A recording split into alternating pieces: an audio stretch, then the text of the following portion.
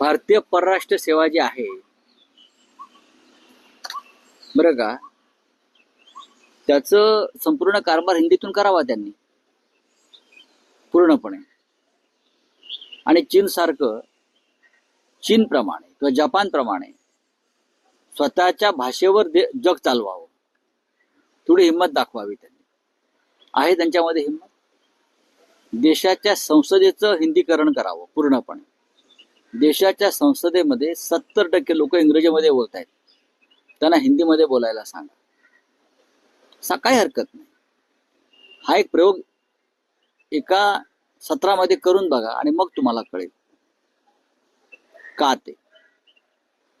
देवेंद्र फडणवीस हा एक वेगळा अजेंडा राबवू इच्छित आहेत. तो अजेंडा देशात चालणार नाही. आणि यांच्या प्रत्येक अजेंड्यामागे निवडणुकीचं राजकारण असतं. स्वच्छ आणि निर्मळ असं काही नाही.